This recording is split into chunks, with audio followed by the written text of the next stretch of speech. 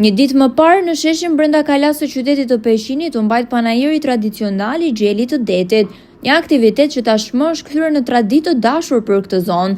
Peqini njihet për fermat dhe bizneset familjare që merren me rritjen e gjelit të detit, i cili është kthyer në një simbol të kësaj feste dhe mbreti i tryezës së fundvitit.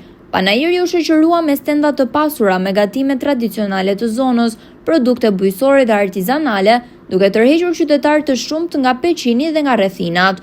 I pranishëm në aktivitet ishte dhe zoti Arbian Mazniku, si dhe përfaqësues të Bashkisë Peqin dhe figura të tjera publike të cilat vizituan stendat dhe shprehën vlerësimin për ruajtjen e traditës.